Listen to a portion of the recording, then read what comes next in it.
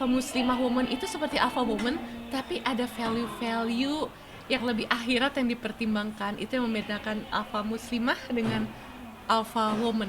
Menurut aku sih kayak gitu. Tapi mungkin kalau di kehidupan sehari-hari Kak Ciki sendiri itu Mm-mm. seperti apa sih yang sudah diterapkan gitu? Wow, yang sudah diterapkan sebenarnya aku tuh masih nggak nggak jauh ya, cuman masih ada beberapa value-value yang belum ada di hidup aku sekarang gitu. Salah satunya aku masih jomblo, Mbak.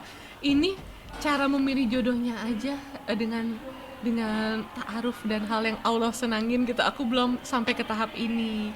Tapi ada beberapa seperti kita adalah dengan siapa kita berteman di bab The Alpha Muslimah in Circle of Friends gitu. Itu aku sudah mulai menerapkan dalam hidup aku. Seperti memilih pertemanan yang emang banyak manfaat kebaikannya buat kita, bukan yang mengajak kepada kemudaratan seperti itu. Jadi aku pun masih sangat berusaha menjadi alpha muslimah woman, dan dengan role modelnya ya perempuan-perempuan yang sudah dijanjikan surga oleh Allah, dan itu dibahas juga dalam buku ini. Sebenarnya aku masih jauh, tapi dengan membaca buku ini ada usaha yang dilakukan, dan usaha itu berusaha diaplikasikan dalam kehidupan sehari-hari. Ini bahas soal jomblo dan alpha Waduh, muslimah mungkin memang ada pemikiran juga untuk kayak gitu Kak atau sebenarnya belum, Mbak, takut.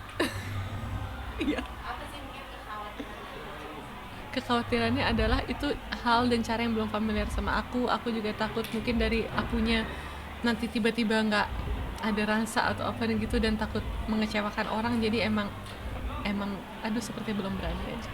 Tapi tadi sempat menyinggung juga soal suka mengenai Iya, suka banget. mungkin gimana sih Kak bisa sampai suka sama warna itu? Oke, itu sebenarnya nggak sengaja. Jadi kan saya punya brand kecil Cikigo, salah satu tempat jahitnya dulu di Depok, dan waktu nunggu revisian lama, bosen mau pulang ke Jakarta, ke Bintaro, rumah saya jauh banget, 1 jaman lebih. Akhirnya cari sesuatu tempat yang rada dekat sana dan bisa menjadi tempat tunggu aku nggak bosen. Terus ada yang bilang, wah di sini ada kuda, terus akhirnya ke sana.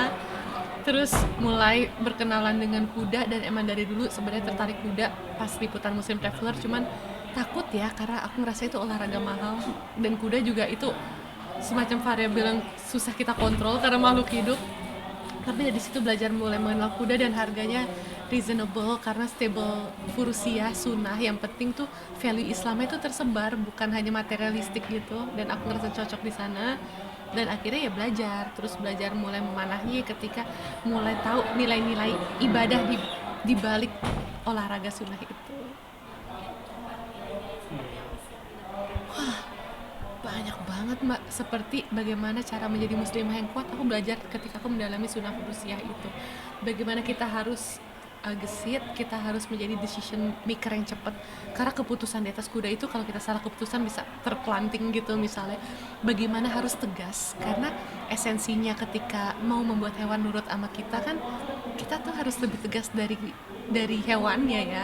Dalam hal ini dari kudanya kita harus lebih tegas, tapi juga harus lembut, karena hewan itu makhluk hidup yang harus diatasi dengan kelembutan juga. Jadi antara ketegasan, kelembutan, kekuatan, tangguh, dan resiliensi ketika kita tidak berhenti latihan walaupun kita udah jatuh dibanting-banting. Itu aku belajar banyak hal banget sih dari mendalami sunnah furusiah itu, sunnah berkuda sambil memanah. Tapi itu udah cukup mudah dan mungkin ada kesulitan dari Wah sulit sih, Mbak, sekarang aja belum bisa banget kalau ganti kuda yang wah gitu, yang bumpy. Oke, sejak kapan ya? Sejak 2 tahunan yang lalu apa lebih ya? Aku termasuk jarang latihan banget, sebulan bisa sekali, mungkin 2 bulan sekali. Tapi ada di satu masa sebulan bisa berkali-kali. Tergantung jahitan sebenarnya. Tergantung jahitan jualan aku. Kalau udah waktunya diambil, nunggu revisi lama, biasanya aku nunggu di stable kuda. tapi pengalaman dari Kakak berarti selama latihan itu Iya pernah, Mbak, digigit kuda aja saya pernah sampai robek. Iya, apa jatuh juga pernah.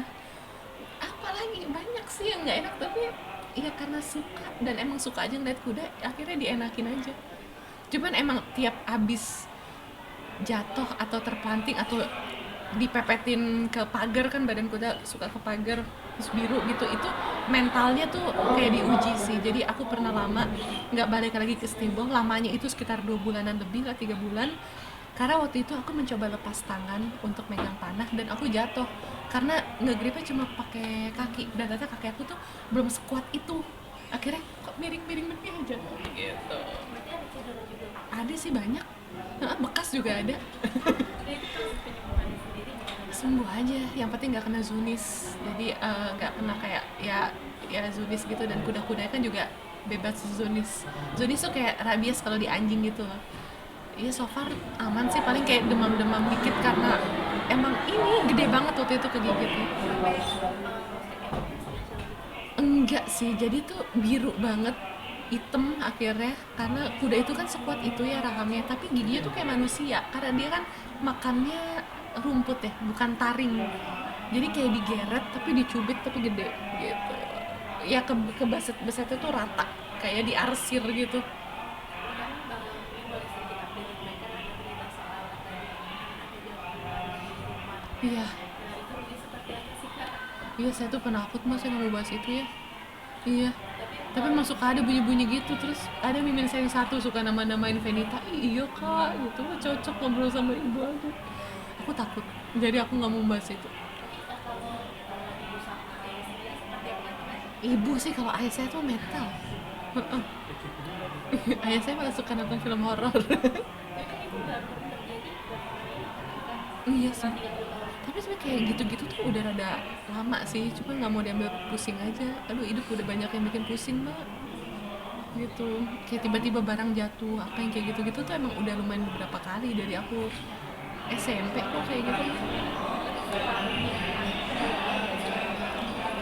Mungkin ada ya, emang rumah jadi adem aja sih. Tapi apapun itu, kalau di ngaji-ngajiin kan emang jadi adem kan. Ini jadi trauma. Masih emang udah terbiasa. Enggak, saya lebih trauma kalau jualan saya nggak laku mah. Enggak sih, maksudnya aku tahu kayak gitu emang ada, cuma aku nggak mau ambil pusing mbak. Kayak lebih banyak hal lain harus aku pusingin. Aduh, maaf ya jawabannya tidak memuaskan. Tapi maksudnya emang berarti nggak baru-baru ini aja Iya, sebenarnya tuh kayak udah dari aku SMP gitu. dan udah terbiasa gitu. Kalau aku kayak ya udahlah gitu. Tapi emang nggak intens banget, cuma kadang-kadang emang capek aja sih. Jadi nggak biasa. Kalau ke aku sih ya gitu aja, paling bunyi-bunyi terus tiba-tiba ada barang jatuh, cuma aku kayak mikir hal cicak kali apa, walaupun kayak nggak mungkin cicak kecil, tapi ya udah lah. Aku nggak mau ambil pusing mbak. Kayak misalnya di atas piano yang kayak gitu-gitu, barang frame yang gitu-gitu aja lah. Tapi kalau lain Mm-mm. itu banyak netizen yang pengen tahu Oh, dari hantu ke jodoh pun, ini jodoh saya juga masih kayak hantu misteri sih mbak. Saya nggak tahu mau jawab apa, maaf ya mbak. dan target. Aduh, mau targetin juga belum ada mbak, doa aja. Tapi target yang mau Ada, ibu saya udah pengen punya menantu, cuman emang belum ada mbak. Iya, dijalanin aja sih. Tidak memuaskan, maaf ya jawaban saya mbak. Oke, ucapin apa? Oh, nggak tahu aku. Ada apa mbak? Aku sambil nyemilin mbak buat energi. Iya, oke. Itu masya Allah banget ya ngelihat. Aduh, saudara-saudara kita di Palestina ngucapin hari kemerdekaan buat Indonesia di saat mereka tuh masih terjajah, dan kita tuh harus inget ya, salah satu negara yang paling berperan pada saat Indonesia harus mengumpulkan pengakuan Indonesia merdeka itu Palestina dan Mesir. Dan sekarang nih saatnya kita return the favor, saatnya kita membantu mereka, tidak melupakan mereka, karena dari dulu awal kemerdekaan Indonesia Palestina yang bersamai kita. Salah satu mufti, imam besar Masjidil Aqsa, Mufti Syekh Ahmad Husaini itu siapa ya namanya? Nah, beliau itu salah satu yang mensyiarkan kemerdekaan Indonesia di Radio Berlin. Iya, kan kemerdekaan itu ada di jure, ada de facto. De facto pengakuannya itu salah satu yang memperjuangkan Palestina. pengakuan Indonesia sudah merdeka ini, it's time to return the favor. Kita nggak boleh lupa Palestina masih terjajah. Pokoknya harusnya ya pemerintah Indonesia itu kan dan masyarakatnya secara garis besar udah setuju ya kita pro Palestina, walaupun ya dalam pelaksanaannya masih banyak yang bermain di belakang gitu, tapi secara keputusan bernegaranya kan negara kita tuh stand with Palestine. Jadi sebenarnya mudah buat kita untuk pro Palestina, tapi kita harus aplikasikan di dalam kehidupan kita sehari-hari, menjauhi semua yang terafiliasi sama Zionis, walaupun nggak bisa benar-benar semua, cuman paling nggak sikap kita yang kecil-kecil ini bisa seperti semut-semut Ibrahim, walaupun kecil-kecil tapi mulai menyatakan keberpihakannya pelan-pelan.